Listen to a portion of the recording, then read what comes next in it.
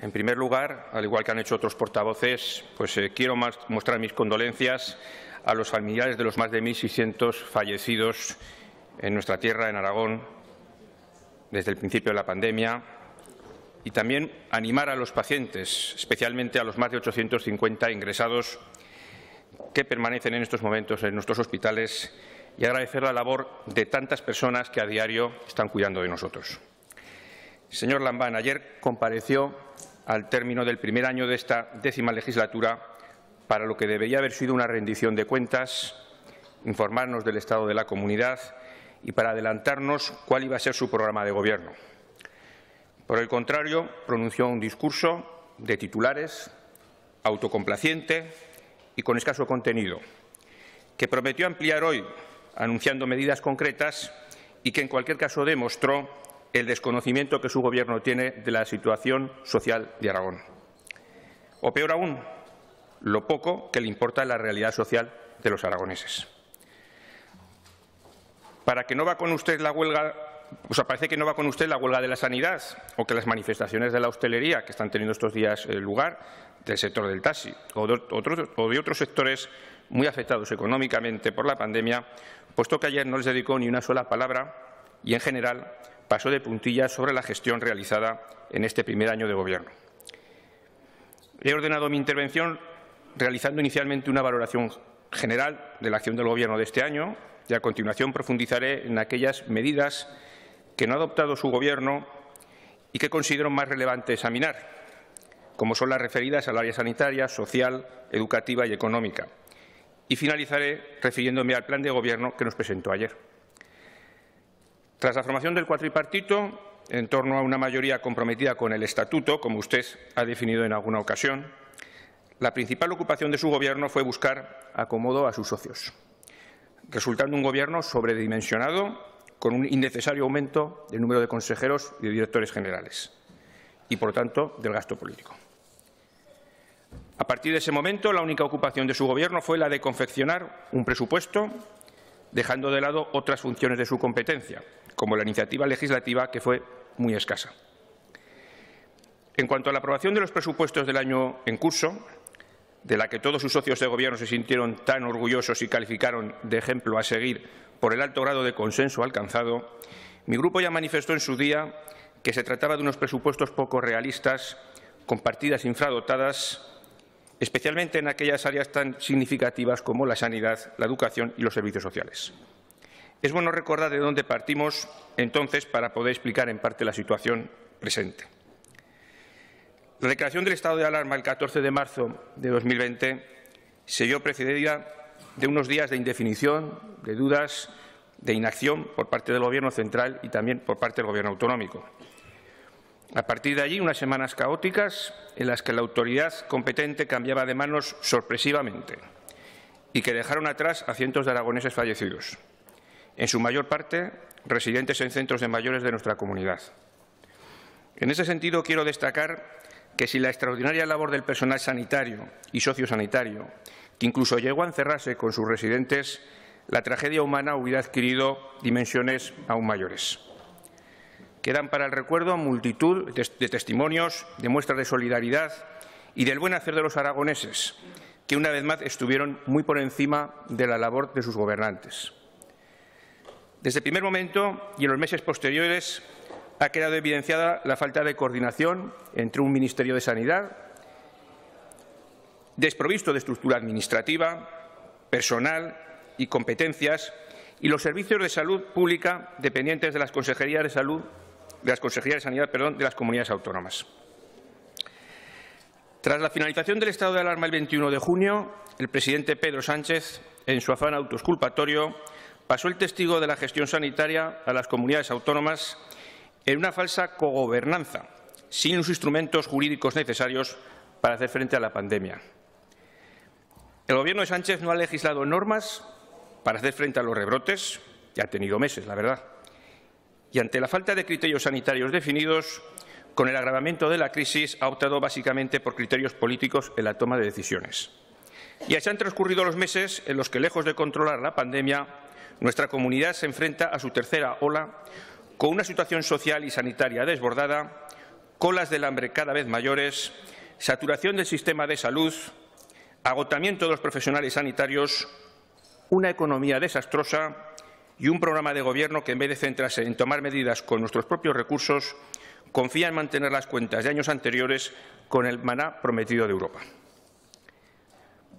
Profundizando en el área sanitaria, puesto que usted alardea de tener competencias y hacer uso de ellas, no eludiendo su responsabilidad, le diré que la gestión de su Gobierno ha sido, digámoslo generosamente, francamente mejorable.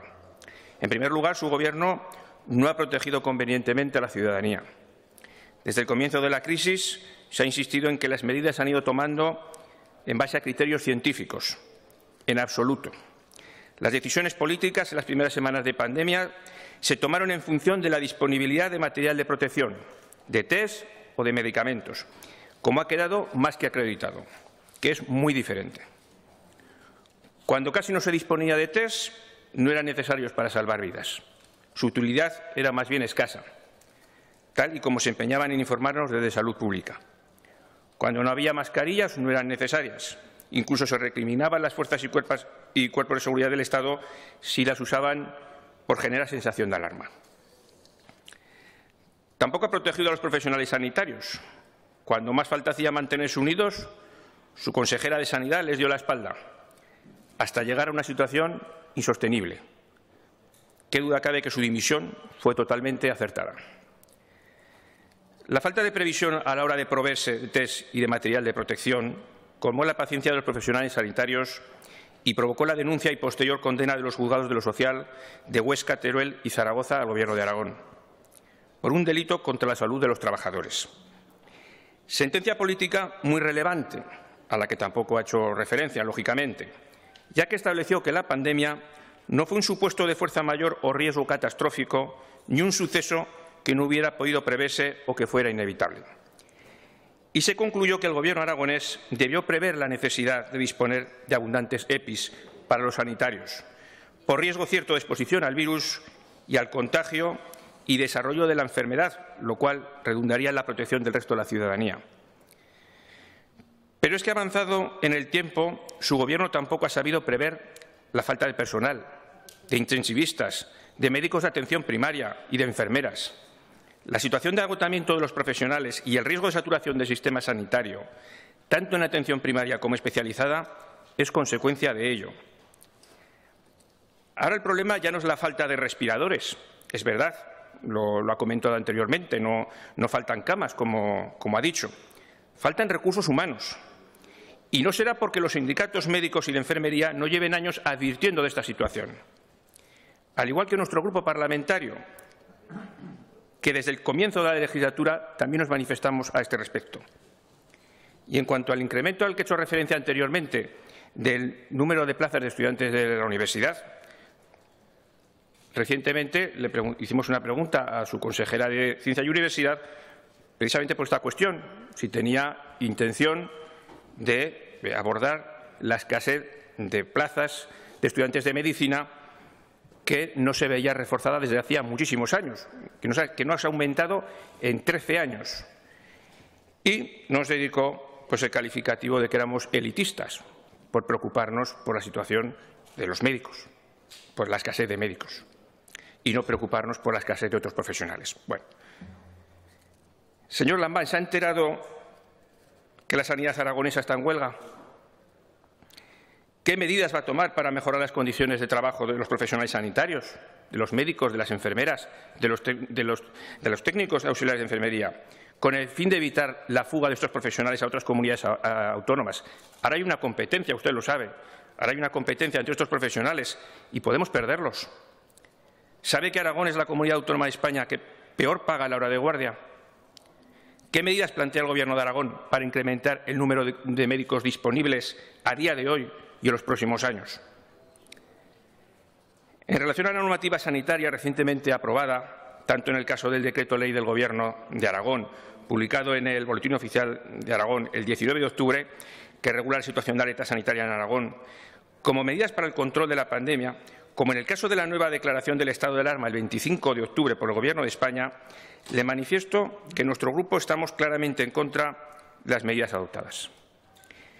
Estas medidas no están respaldadas por ningún comité científico conocido. Consideramos que van a ser escasamente eficaces en el objetivo de frenar la pandemia. Sin embargo, además de conculcar derechos fundamentales, mucho nos tememos que sí van a ser muy eficaces para llevar a la ruina, entre otros, al sector de la hostelería y aumentar la miseria y pobreza de muchos aragoneses. En el ámbito social, nos preocupa la situación vivida en las residencias de mayores y las ayudas a los más desfavorecidos. Las residencias de mayores han sido, desgraciadamente, protagonistas de esta crisis sanitaria por el alto número de fallecimientos en las mismas, abriendo tristemente telediarios a nivel nacional. Especialmente en las primeras semanas de pandemia se limitó la derivación de estos pacientes a sus hospitales de referencia por la saturación de estos servicios médicos para dar prioridad a otros pacientes con más posibilidades objetivas de superar el contagio y sobrevivir. Decisiones tomadas según protocolos médicos de dudosa ética, que tan solo contemplaban inicialmente medidas paliativas de cara a minimizar el sufrimiento de estos pacientes, tales como la sedación. Semanas en las que los trabajadores sociosanitarios carecían de medidas de protección y las residencias de planes o de ayuda para aislar efectivamente a los contagiados. Esta situación se mantuvo hasta la apertura de los centros COVID, donde entonces sí se pudo ingresar a aquellos mayores que no era posible derivar a hospitales o eran asintomáticos y no lo precisaban, pero que era necesario aislarlos del resto de la población residencial sana para evitar una mayor propagación de la pandemia. Señor Lambán, se ha cometido una gran injusticia de imposible reparación con la generación de nuestros mayores, que dieron tanto y trabajaron tan duro por el estado del bienestar y avances sociales que hoy disfrutamos todos. Lo mínimo que se puede pedir a este Gobierno es un poco de autocrítica por la nefasta gestión de la Consejería de Ciudadanía y Sanidad en los primeros meses de la pandemia. No recuperaremos las vidas perdidas, pero posiblemente ayudará a superar el duelo de muchas familias que no pudieron despedir a sus seres queridos ni acompañarlos en sus últimos momentos. Como expresamente se recogió en el informe sobre residencias del Justicia de Aragón, el número de fallecidos en residencias en esta pandemia, su memoria y recuerdo permanente, nos exige que replanteemos el equilibrio entre salud, dignidad y libertad de las personas mayores, así como que potenciemos la garantía en la continuidad de los cuidados. La Asociación Defensor del Paciente presentó un escrito ante la Fiscalía de Aragón, tras conocer el informe de Justicia de Aragón, que urgía un cambio de modelo residencial en la comunidad, llegándose incluso a hablar de la posible comisión de un delito de omisión de socorro. De ello se hacía eco el diario Heraldo de Aragón, donde saltaba a los medios la lamentable situación en la que residían algunos de nuestros mayores. En el informe de Justicia se señalaba además que las prolongadas estancias en sus habitaciones, más los confinamientos de algunos de los centros residenciales y la prohibición de visitas a los usuarios, habían llevado a la práctica verdaderas limitaciones de derechos fundamentales de los residentes que, aun pudiendo ser consideradas necesarias para evitar transmisiones del virus, habían colocado a los residentes en situaciones de cuasi arresto domiciliario, en condiciones mucho más restrictivas que el resto de los ciudadanos por la única razón de su ámbito de residencia. Informe duro, pero que pone de manifiesto la realidad sufrida por muchos residentes. Por eso debe ser compromiso de todos garantizar una asistencia digna a nuestros mayores. En este sentido, nos congratulamos de la constitución y del trabajo que se está desarrollando en la Comisión Parlamentaria Especial de Estudios de Centros de Mayores. Esperamos que, una vez finalizado su trabajo, se puedan extraer enseñanzas para mejorar la asistencia a nuestros mayores y que estas situaciones anteriormente descritas no vuelvan a suceder jamás. En relación al ingreso mínimo vital y el ingreso aragonés de inserción, como bien es sabido, nuestro partido se opuso en las Cortes Generales a la aprobación del actual ingreso mínimo vital porque se concibió no como una medida extraordinaria y temporal necesaria para hacer frente a situaciones de emergencia social, sino permanente, tal y como venían reclamando su socio político, Unidas Podemos, que no pretende otra cosa que crear masas de población pobre y dependiente. Además, la concesión del ingreso mínimo vital está desvinculada de la efectiva búsqueda de empleo. Es más, consideramos que desmotiva la búsqueda de empleo, pues estando el trabajo tan precarizado, Un subsidio similar a un sueldo medio de hoy desincentiva la empleabilidad y puede fomentar la economía sumergida. A pesar de nuestras reticencias al ingreso mínimo vital, lo que no se puede tolerar de ninguna manera es dejar desprotegida a muchas familias que percibían el ingreso aragonés de inserción y no vienen contempladas en el ámbito de aplicación del ingreso mínimo vital. Tampoco se puede consentir que la lenta tramitación de los expedientes por parte de la Seguridad Social afecte a la población más desprotegida y vulnerable, que está pendiente de su concesión. Urgimos, pues, al Gobierno de Aragón a dar solución a estas situaciones. Y le instamos a fomentar el empleo entre aquellas personas que están en condiciones de trabajar como el mejor escudo social y la mejor forma de luchar contra la cronificación de la pobreza. En materia educativa, al igual que en el área sanitaria, la crisis del coronavirus ha venido a agravar y evidenciar problemas estructurales presentes ya antes de la pandemia y a generar otros nuevos. La falta de previsión y de coordinación, una vez más, entre las comunidades autónomas y el Gobierno central ha provocado un comienzo de curso angustioso para toda la comunidad educativa.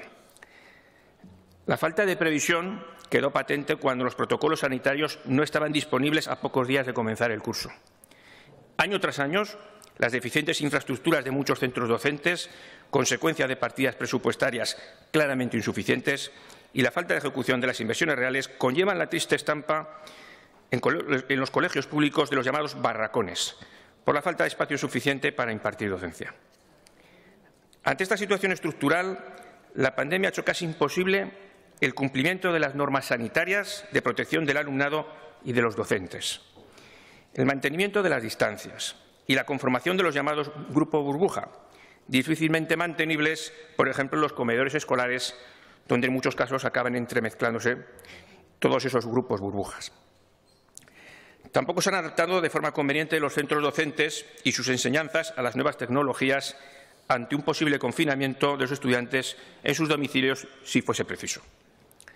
Se han identificado carencias en cuanto al profesorado, a personal de limpieza que intensifique la desinfección de los centros conforme se indican los protocolos de higiene, salubridad y prevención, la escasez o dificultad de contar con espacios apropiados para recreo, gimnasio y biblioteca, con la obligada zonificación y reestructuración de los centros y de todos los espacios disponibles. Consideramos necesario avanzar en la formación continua del profesorado y alumnado en digitalización y nuevas tecnologías. Y en este sentido sí que valoramos positivamente el esfuerzo del Gobierno de Aragón en disminuir la brecha digital, esfuerzo que habrá que mantener en el tiempo, con una previsión también de un plan específico para el alumnado con mayores dificultades, buscando su plena inclusión y su normalización escolar. Y, por supuesto, garantizar la libertad de enseñanza.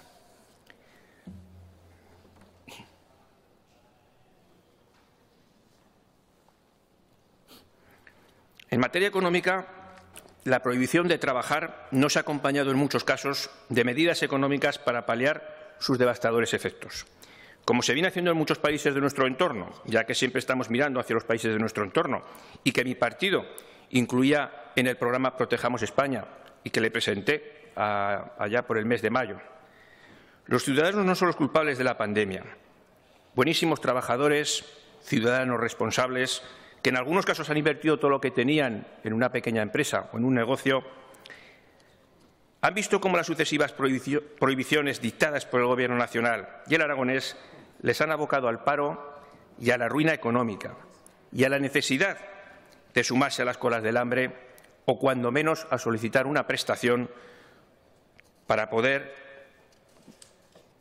solventar esta situación de falta de trabajo y de ingresos. El principal responsable de la nefasta gestión de la pandemia, con la adopción de medidas restrictivas de la actividad económica y de nuestras propias libertades, es el Gobierno socialcomunista de España. Pero, en segundo lugar, es el Gobierno que usted encabeza y que, curiosamente, también está formado por socialistas y comunistas, además de por regionalistas. Este es el resultado de su gestión. En el segundo trimestre del 2020, el Producto Interior Bruto cayó un 21,4% respecto al mismo trimestre de 2019. Es verdad que las cifras respecto al tercer trimestre son mejores, las han publicado hoy, pero en parte por el efecto del turismo nacional, pero las previsiones para el cuarto trimestre pues son desastrosas. El paro registrado en Aragón a último día de septiembre de 2020 se situó en 76.710 personas, lo que supone un crecimiento del 22,03% de la tasa de variación en el último año. Casi 15.000 trabajadores permanecen en un ERTE. Y es verdad que se van reduciendo las personas que están en los ERTEs, pero yo me pregunto qué pasará cuando esas personas se han ido liberalizando de los ERTEs, no tengan esas empresas actividad económica. ¿Qué pasará con esas personas? Cuando pasen esos 6 meses que tienen que tener los contratados, probablemente acabarán engrosando las listas del paro. A estos datos hay que añadir los más de 8.800 millones de deuda, que sigue creciendo, lo que supone más de 6.000 euros por aragonés, 300 millones de déficit que acumulamos del cierre del ejercicio 2019 y 860 millones extra que el Gobierno reconoció que va a precisar para garantizar los servicios mínimos. Seguro que hay otras comunidades autónomas, como he dicho antes, que están peor, pero ya sabe lo que dice el dicho. Mal de muchos, pues eso. Para superar esta situación, propone un programa de Gobierno basado en las bases programáticas alcanzadas tras el pacto con sus socios de Gobierno y la estrategia aragonesa para la recuperación social y económica, consensuada en la mesa técnica, promovida por su Gobierno, con los partidos políticos, Partido Socialista, Partido Popular, Ciudadanos, Podemos, Xunta Aragonesista, Partido Aragonés e Izquierda Unida, los sindicatos UGT y comisiones obreras, las patronales CEPIME y COE y la Federación Aragonesa de Municipios, Comarcas y Provincias. Por cierto, quiero puntualizar que las sesiones de esta mesa técnica extraparlamentaria tuvieron lugar en la sede del Gobierno de Aragón, edificio Pignatelli, pues su Gobierno fue el convocante. Sin embargo, el acuerdo final fue rubricado, curiosamente, en esta sede, en la Aljafería, sede de las Cortes de Aragón, que no del Gobierno de Aragón. Medidas muy generales, de mínimos podríamos decir, y que, como ya he manifestado en alguna ocasión, no dejan de ser un brindis al sol. Plan de Gobierno ajeno a la realidad social de Aragón, que no atiende prioritariamente las necesidades del tejido productivo aragonés y que antepone el cumplimiento de la agenda ideológica marcada por las políticas europeas y nacionales, en especial la Agenda 2030 de Naciones Unidas, pese a que usted ayer recalcó que no era momento de ideologías. Y también dijo usted ayer que los nuevos presupuestos son una excelente oportunidad de mejorar, de retomar la senda previa a la pandemia, de caminar hacia un Aragón social, verde y digital. Justo lo que reclaman taxistas, sanitarios, hosteleros, autónomos, comerciantes y, en su conjunto, la ciudadanía aragonesa. Por favor, entiéndame la ironía.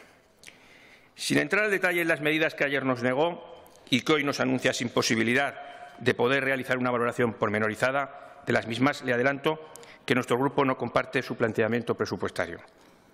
La actual situación obliga a establecer nuevas prioridades y a reorientar los recursos que van a ser muy reducidos. En estos últimos meses se ha pedido a los ciudadanos realizar muchos sacrificios, no ejercer su derecho al trabajo, limitar sus movimientos, sus horarios, no visitar a sus familiares. Y ello ha supuesto la pérdida de empleos y recursos, por no hablar de las irreparables pérdidas de vidas. En correspondencia a las administraciones, cuya principal obligación es la de gestionar los recursos públicos, deberían dar ejemplo con una contención del gasto público innecesario, con el objetivo de redirigir los recursos a las necesidades perentorias. Habla de un presupuesto expansivo, nada de austeridad. La austeridad vamos a dejársela a los ciudadanos. De alguna manera tendrán que disponer de dinero para pagar las subidas de impuestos a las que les van a someter. Entiéndase nuevamente la ironía. Confía en la llegada de cientos de millones de euros de Europa y del Gobierno de España.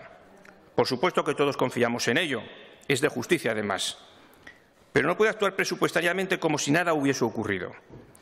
Europa no va a pagar en su totalidad la factura del coronavirus. No querer ver esta realidad es eludir su responsabilidad de suprimir gastos superfluos. Invertir en sanidad y educación, mejorando las condiciones laborales de las plantillas, con adecuados recursos materiales e infraestructuras dignas.